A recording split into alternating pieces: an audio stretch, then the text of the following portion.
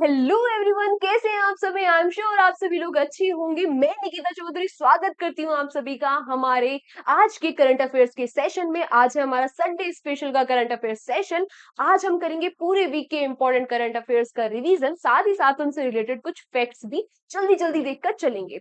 अब मैं ऐसा एज्यूम करके चल रही हूँ कि जो बच्चे हमारे साथ पहले से जुड़े हुए हैं वो अपने नोट्स लेकर बैठ गए होंगे और साथ साथ रिवीजन करते हुए चलेंगे। जैसे जैसे मैं बोलती रहूंगी, लिखती रहूंगी, फटाफट मेरे साथ रिवीजन करते हुए चलना है। लेकिन जो बच्चे आज से ही हमारे साथ जुड़े हैं, मैं उनको बता देती हूँ, आपको पीडीएफ मिलेगी हमारे एग्जाम जर्नी की टेलीग्राम चैनल पर, आपको पीडीएफ मिल जाएगी। लेकिन आपको बनाने हैं अपने हैंड रिटन नोट्स। ये बनाने बहुत ही जरूरी है। इनको की पॉइंट्स में लिखते चलना, पूरा क्वेश्चन नोट करने की जरूरत नहीं है, की पॉइंट्स में लिखते चलना, क्योंकि बाद में चल के जब आपको एग्जाम से पहले रिवीजन करना पड़ेगा तो ये बहुत ही ज्यादा बेनिफिशियल होने वाले हैं। तो बिना ज्यादा टाइम वेस्ट करे स्टार्ट करते हैं अपनी क्लास को। हमारा फर्स्ट क्वेश्चन है, recently who has been appointed as the brand ambassador of T20 men's world cup. तो अभी हाल ही में किसको अपॉइंट कर दिया गया है brand ambassador?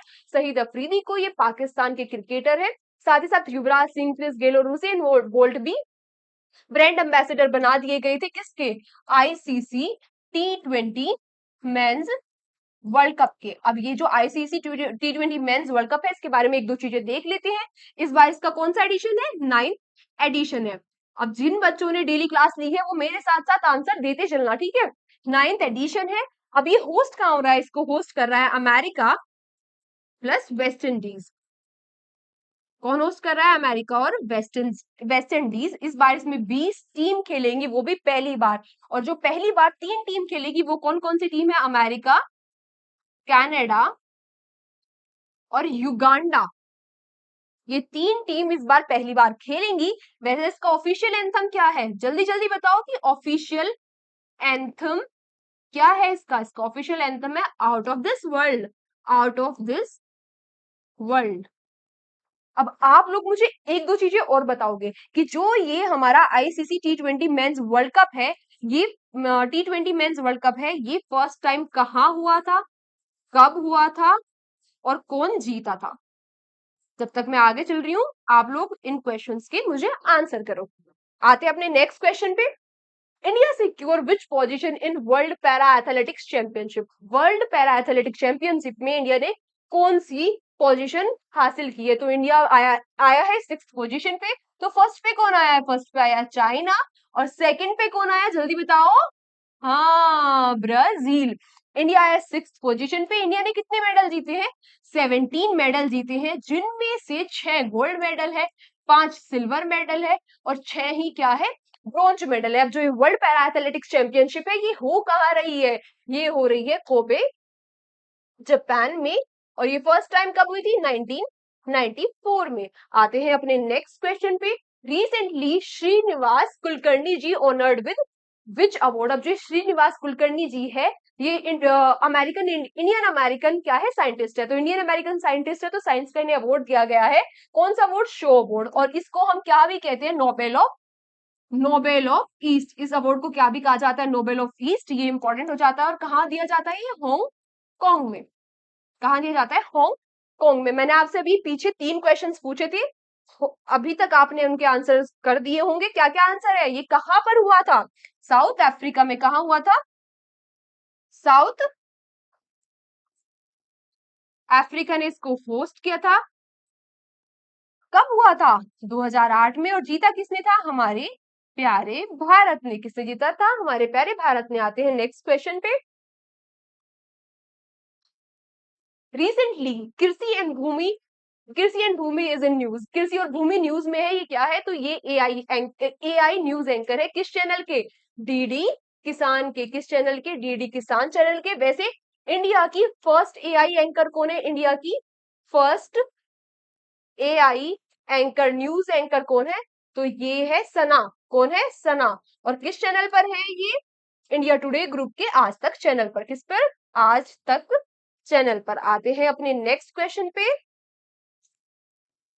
Recently which film become the first Indian film to win grand prix award? अभी हाल ही में ग्रैंड प्रिक्स अवार्ड जीतने वाली फर्स्ट फिल्म कौन सी बन गई है? तो ये ग्रैंड प्रिक्स अवार्ड के बारे में पहले एक बार देख लेते हैं। ये क्या होता है? जल्दी बताओ। कान से कुछ रिलेटेड है ना? तो ये कैंस फिल्म फेस्टिवल का क्या होता है? सेकंड हाईएस्ट अवार्ड होता है, सेकंड हाईएस्ट अवार्ड होता है। और ये अभी किस इंडियन मूवी ने जीत लिया है? पहली बार इंडियन मूवी ने जीत लिया है, all we imagine as bright. इसीलिए ये क्वेश्चन बहुत ही ज्यादा क्या हो जाता है? इंपॉर्टेंट हो जाता है। ये मूवी है किसकी? पायल कपाड़िया जी की। किसकी मूवी है? पायल कपाड़िया जी की। वैसे मैंने आप सभी लोगों को ये भी पढ़ाया था, sunflowers were the first ones to know. ये इसने कौन सा अवार्ड जीत लिया है? इसने कौन सा अवार्ड जीत लिया है? ये पहली तो बात, ये एक शॉर्ट फिल्म है और इसने ये बनाई किसके द्वारा गई है? ये बनाई गई है चिदानंद नायक जी के द्वारा और इसने जीत लिया है ला सिने अवार्ड। और ये अवार्ड भी किसमें होता है? कैंसल फेस्टिवल में। अच्छा, सेमलेस से भी मुझे कुछ याद आ रहा है। तो सेमलेस मूवी की एक्ट्रेस कौन थी? अनुश्रिया। ये भी कहाँ की है? हमारी भारत की अनुश्रिया सेन गुप्ता जी। और ये भी फर्स्ट इंडियन एक्टर बन गई है जिन्होंने सेमलेस मूवी के लिए क्या जीत लिया है? बेस्ट एक्ट्रेस का अवार्ड, बेस्ट एक्ट्रेस का अवार्ड।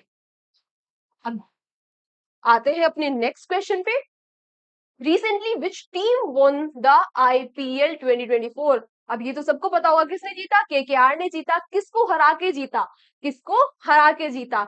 SRH सनराइजर्स हैदराबाद को हरा के जीता। ये इसका कौन सा टाइटल है? थर्ड टाइटल है। कौन सा टाइटल है? थर्ड टाइटल है। कितने 10 सालों का इंतजार KKR का खत्म हो गया था। अभी मैं आईपीएल से आपको एक क्वेश्चन पूछूंगी जो आपको बताने हैं। आईपीएल में ऑरेंज कैप किसको मिली? और पर्पल, ये सब मैं आपको पढ़ा चुकी हूँ। और पर्पल कैप किसको मिली?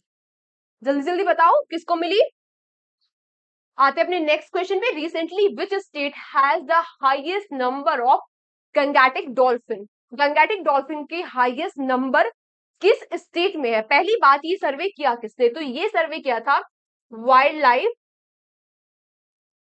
इंस्टीट्यूट ऑफ इंडिया ने। Wildlife institute of India ने। और इसने बताया था कि इंडिया में कितनी ये गंगैटिक डॉल्फिन है? 4000 प्लस डॉल्फिन है, जिनमें से 2000 डॉल्फिन कहां पर है? कहां पर है? अकेले उत्तर प्रदेश में है। तो गंगैटिक डॉल्फिन के बारे में मैंने आपको 2-3 चीजें बताई थी और मैं एक बार फिर से आपको रिवाइज करा देती हूँ। मैं लिख उन बच्चों के ले रही हूँ जो ये क्लास फर्स्ट टाइम ले रहे हैं, तो आप लोग नोट करते चलना साथ साथ। तो गंगैटिक डॉल्फिन के बारे में एक दो चीजें इंपॉर्टेंट है। क्या है? हमारी एक तो ये जो गंगैटिक डॉल्फिन है, ये क्या है? हमारा नेशनल एक्वाटिक एनिमल। ये हमारी नेशनल एक्वाटिक एनिमल है। और इस ये उत्तर प्रदेश की क्या भी है? State aquatic animal, state aquatic animal. अच्छा, मैंने 2 नाम भी बताए थे, देखो वो भी बहुत इंपॉर्टेंट हो जाते हैं। इस गंगैटिक डॉल्फिन को क्या भी कहा जाता है? गंगा शुशु और हीहू। गंगा शुशु और हीहू के नाम से भी इस गंगैटिक डॉल्फिन को जाना जाता है। अभी मैंने आपसे 2 क्वेश्चंस पूछे थे।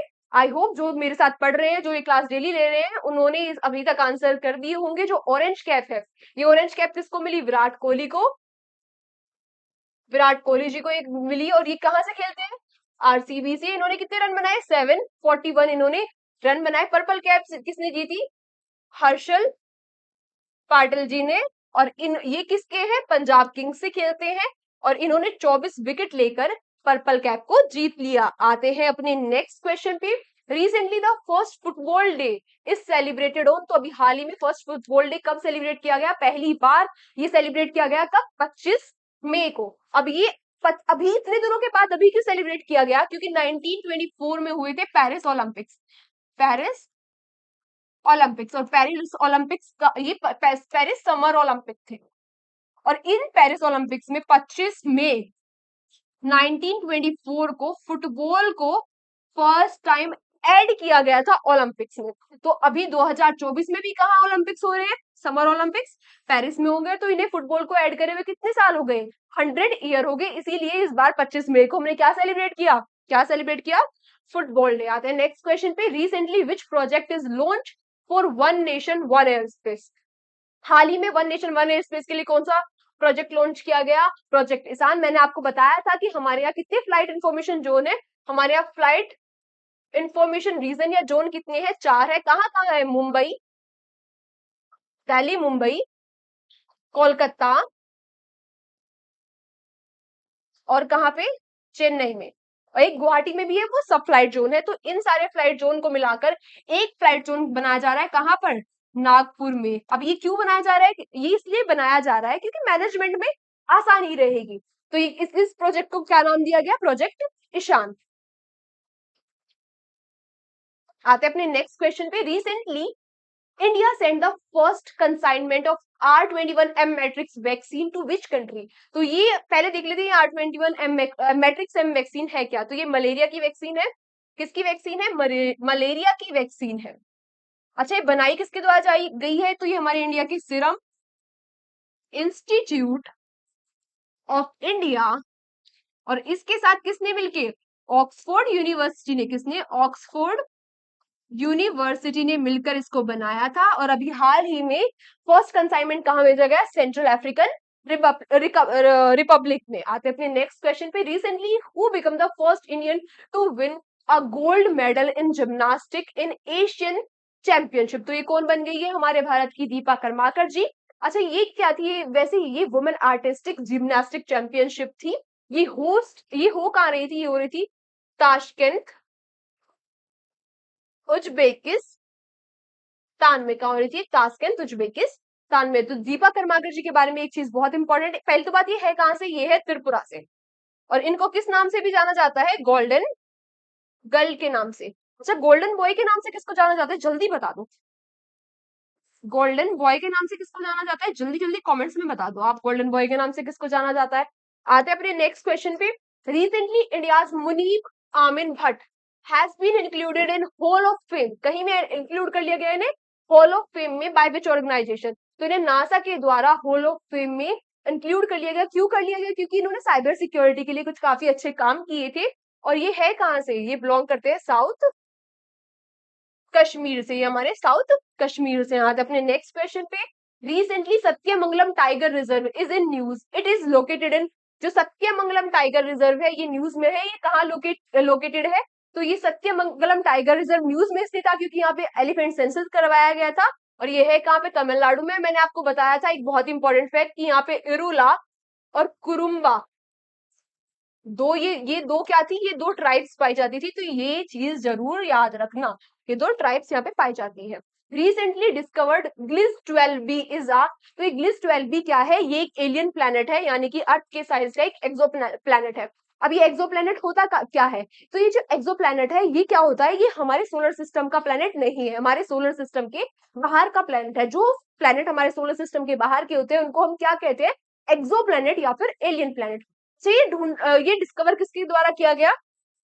नासा की नासा की ट्रांजिटिंग सर्वे सैटेलाइट के द्वारा। किसके द्वारा? नासा की ट्रांजिटिंग सर्वे सैटेलाइट के द्वारा। Next question. Recently European Union space agency and how many countries sign the zero debris charter? अभी हाल ही में यूरोपियन यूनियन के साथ मिलकर कितनी कंट्रीज ने जीरो डेब्री चार्टर साइन कर लिया है? तो 12 कंट्रीज ने ये चार्टर साइन कर लिया है। और इसमें इन्होंने क्या कहा है? मैंने आप सभी लोगों को तब भी बताया था, क्लास में भी बताया था कि जो डेब्री है, डेब्री पहली बात क्या होता है? डेब्री होता है मलबा। जैसे हमने स्पेस में रॉकेट्स भेजे, हमने मून पे मिशन भेजा, सन पे मिशन भेजा, सैटेलाइट जाती है, एंटी सैटेलाइट सिस्टम भी चल गए हैं आजकल। तो इनसे क्या होता है? बहुत सारा डेब्री हो जाता है कहाँ? स्पेस में। और जब ये डेब्री आपस में टकराता है तो टकराने के बाद डिस्ट्रॉय हो जाता है और उससे और ज्यादा डेब्री बन जाता है। तो ये अर्थ के ऑर्बिट में घूमते रहते हैं। तो साइंटिस्ट ने प्रिडिक्शन की थी कि आने वाले टाइम में डेब्री जो हमारा अर्थ का एटमोस्फेयर है यानी कि स्पेस है, वो ह्यूमंस के लिए अनयूजेबल हो जाएगा। क्यों? क्योंकि वहां पे डेब्री इतना हो जाएगा। इसीलिए ये मिशन भेजा गया था। और उसका क्या टारगेट था कि 2030 तक डेब्री न्यूट्रल मिशन भेजना। डेब्री न्यूट्रल मिशन भेजना। नेक्स्ट क्वेश्चन पे आते हैं। Recently who become the first women in the world to climb mount Everest thrice in 13 days? 13 दिन में 3 बार चढ़ने वाली माउंट एवरेस्ट पे कौन बन गई थी? पूर्णिमा श्रेष्ठा जी। वैसे कामेरिता जी की काम्या कार्तिकेयन जी ये 16 साल की उम्र में चढ़ के सेकंड यंगेस्ट वुमेन बन गई थी। बचेंद्री पाल कौन है? फर्स्ट फीमेल है। कहाँ की? हमारे इंडिया की, माउंट एवरेस्ट पे चढ़ने वाली।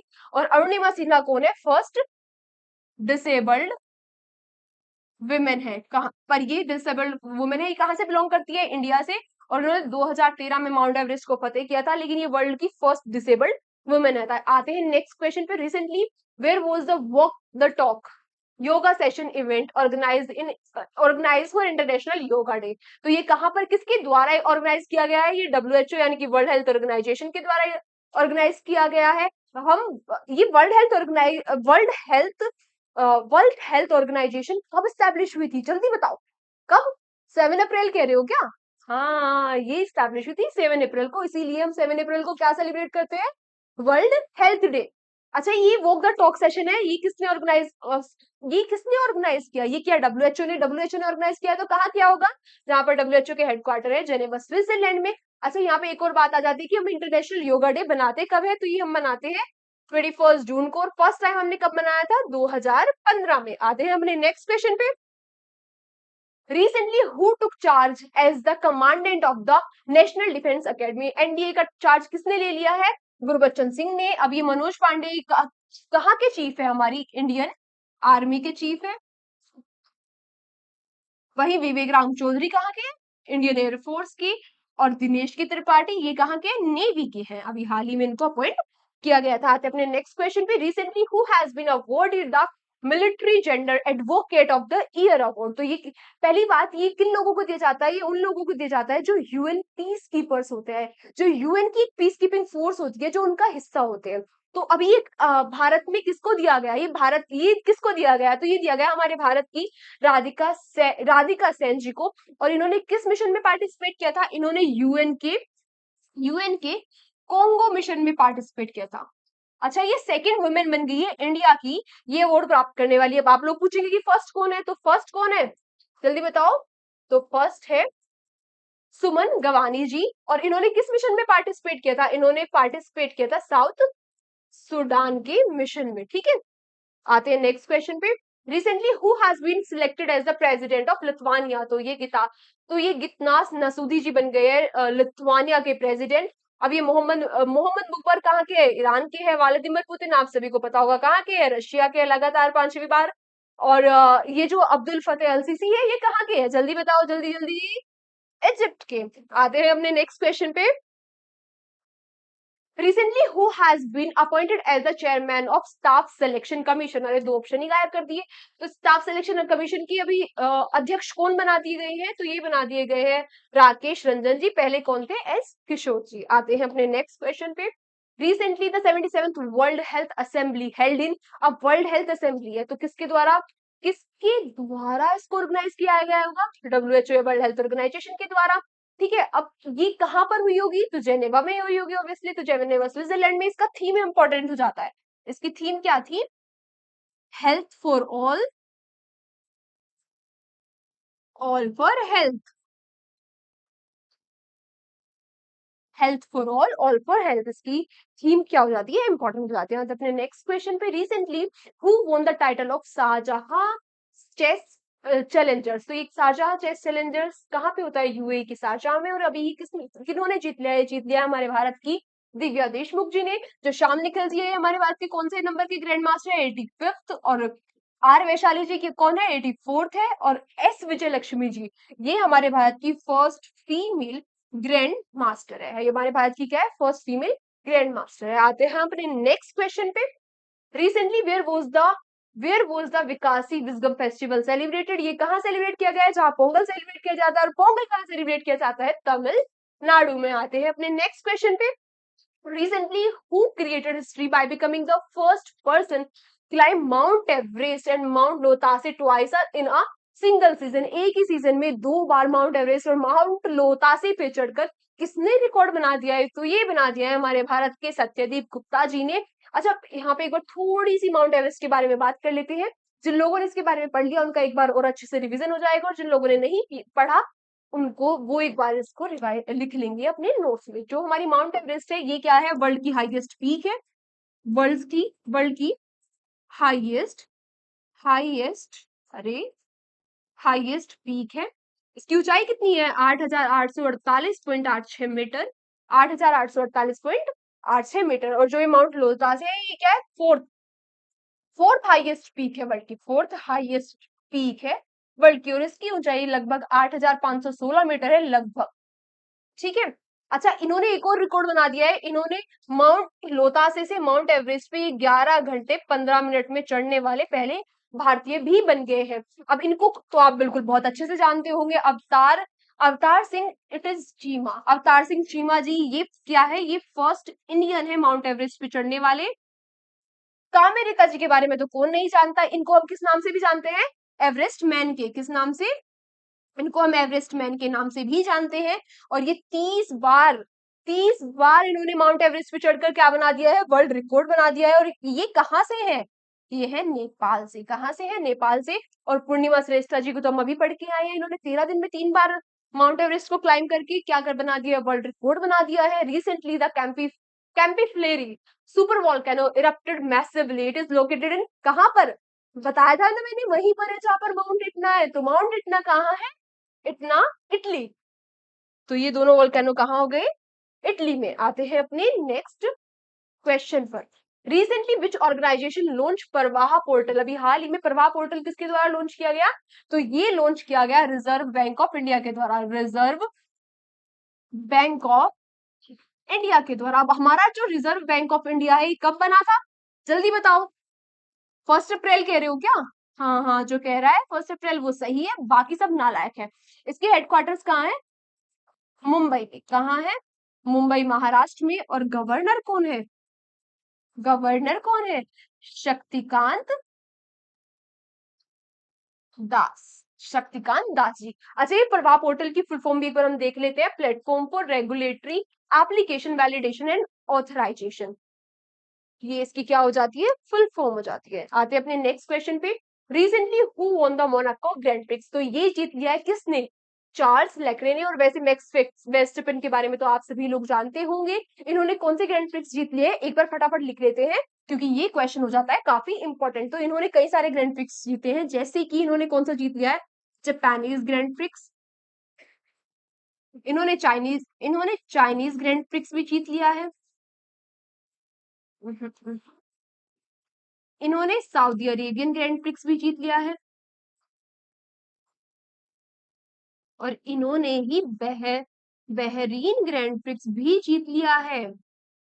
तो इन्होंने ये सारे ग्रैंड प्रिक्स किसने जीत लिए हैं, ये जीत लिए है मैक्स वर्स्टेपेन ने। आते हैं नेक्स्ट क्वेश्चन पे। Recently red flag exercise, a multinational war exercise conducted in which city, which country, तो ये कंडक्ट कहाँ पे करी गई, अमेरिका में कंडक्ट कराई गई। ये रेड फ्लैग एक्सरसाइज मैंने आपको कल ही बताया था, ये किसकी एक्सरसाइज होती है, एयरफोर्स की एक्सरसाइज होती है। और मल्टीनेशनल है यानी कि इसमें कई सारे देश पार्टिसिपेट करते हैं, तो इसमें हमारी इंडियन एयरफोर्स भी पार्टिसिपेट करती है। अब आप लोग मुझे बताओगे कि युद्ध अभ्यास और वज्र प्रहार, ये दोनों एक्सरसाइज किसके बीच में होती है, तो ये दोनों एक्सरसाइज भी इंडिया और यूएसए के बीच में होती है। आते हैं अपने नेक्स्ट क्वेश्चन पे। Recently the world's first 3D printed semi cryogenic rocket engine named Agnibaan sorted one launched by, तो ये लॉन्च किसके द्वारा किया गया, अग्निकुल के द्वारा ये बनाया गया। अग्निकुल कॉस्मोस, ये कहाँ पर बेस्ड है, ये चेन्नई में बेस्ड है। और ये रॉकेट बनाने वाली इंडिया की सेकंड प्राइवेट कंपनी बन गई है। और ये cryogenic 3D printed semi cryogenic engine बनाने वाली वर्ल्ड की पहली कंपनी बन गई है। अभी लॉन्च कहां से किया गया, अच्छा इसमें इस रॉकेट की एक और अच्छी बात है कि ये इंडिया में ही डिजाइन किया गया और इंडिया में ही बनाया गया। ये श्रीहरिकोटा में सतीश धवन स्पेस सेंटर से इसको लॉन्च किया गया। अच्छा, मैंने भी आपको बताया कि ये सेकंड प्राइवेट कंपनी बन गई है रॉकेट बनाने वाली। तो फर्स्ट कौन है, तो फर्स्ट है स्पेस एक्स। और इसने कौन सा रॉकेट बनाया था, विक्रम एस। कौन सा रॉकेट बनाया था, विक्रम एस। ये कहां पर बेस्ड है, स्काई रूट हैदराबाद में। आते हैं नेक्स्ट क्वेश्चन पे। World no tobacco day celebrated on, ये बनाया जाता है 31 मई को। अच्छा आप बताओ मुझे, 21 मई को क्या मनाते हैं, क्या सेलिब्रेट करते हैं हम, anti anti terrorism day. Anti terrorism day 21 मई को, 22 मई को। जल्दी जल्दी जल्दी जल्दी बताओ, मैं कई बार रिवाइज करा चुकी हूँ। क्या बनाते हैं, क्या बनाते हैं, बायोडाइवर्सिटी जैसा कुछ कह रहे हो क्या, बिल्कुल सही कह रहे हो, बायोडाइवर्सिटी डे। और वैसे 1 जून को हम क्या मनाते हैं, milk day, world milk day, world milk day. आते हैं अपने नेक्स्ट क्वेश्चन पे। Recently the Rudra M second missile tested successfully by which organisation, तो ये पहली तो बात किसके द्वारा टेस्टेड कर ली गई है सक्सेसफुली, तो ये कर ली गई है हमारे डीआरडीओ के बारे में। अब ये है क्या, ये एंटी रेडिएशन मिसाइल है, एंटी रेडिएशन मिसाइल है। और साथ ही साथ मैंने आपको कल बताया था ये एयर टू सरफेस मिसाइल है, यानी कि ये हवा से सरफेस पर वार करती है। इसका टेस्ट कहां पर किया गया? ओडिशा में किया गया। और हमारे किस एयरक्राफ्ट से किया गया? तो हमारे फाइटर जेट Su-30 MKI से इसका ट्रायल किया गया। आते हैं अपने नेक्स्ट क्वेश्चन पे। Recently GAIL started its first green plant in which state of India? तो ये कहां पर स्टार्ट किया गया गेल के द्वारा? कहां पर, जल्दी बताओ। विजयपुर, कहां पर? मध्य प्रदेश में। आते हैं अपने नेक्स्ट क्वेश्चन पे। Recently which Indian Maharatna company has been awarded with sustainability champions editors choice award? तो ये किसके द्वारा एक second, wait wait, okay okay. तो अभी sustainability champions editors choice award किसको मिल गया है? कौन सी महारत्न कंपनी है? तो ये है हमारे इंडिया की REC, रूरल इलेक्ट्रिफिकेशन कॉर्पोरेशन। आते हैं नेक्स्ट क्वेश्चन पे। Recently which organisation has become the recently which country has become the chairman of Colombo process for 2024-26? 2024 और 24 से 26 के लिए कोलंबो प्रोसेस की चेयरमैनशिप किसके पास आ गई है? तो ये आ गई है हमारे इंडिया के पास। और मैंने आप सभी लोगों को कल कोलंबो प्रोसेस के बारे में बताया था कि ये 2003 में बनाई गई थी। ये ऑर्गेनाइजेशन कहां पर? कहां? श्रीलंका के कोलंबो में। इसका काम क्या होता है? इसमें कितनी कंट्रीज है? इसमें 12 कंट्रीज है। और ये सारी कंट्रीज कहां से है? साउथ और साउथ ईस्ट एशिया से है। तो उसका काम क्या है? इसका काम है जो इन 12 कंट्रीज से माइग्रेट या लोग बाहर जाते हैं काम करने के लिए, उनकी सेफ्टी और राइट्स का ध्यान रखना। आते हैं नेक्स्ट क्वेश्चन पे। Recently which country build the world first wooden satellite? अब ये जिसको नाम दिया गया लिग्नोसेट, तो ये किसने बना ली है? जापान ने बना ली है। और ये किसके द्वारा लॉन्च की जाएगी? स्पेस एक्स के रॉकेट से इसको लॉन्च किया जाएगा। आते हैं अपने नेक्स्ट क्वेश्चन पे। आज की क्लास को हम यहीं तक रखते हैं। हमारी रिवीजन क्लास यहीं तक थी। Thank you so much everyone हमारे साथ सेशन में एंड तक बने रहने के लिए। अब आखिरी में आप सभी लोगों के लिए एक line, first deserve and then desire. बहुत ही अच्छी लाइन है।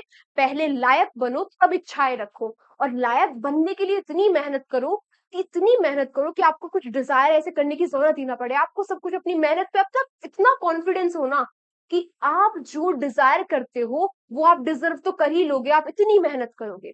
तो आज की क्लास को यहीं तक रखते हैं। कल की क्लास में आपसे फिर मुलाकात होगी। तब तक के लिए अपना ध्यान रखिए। Tata bye bye, take care.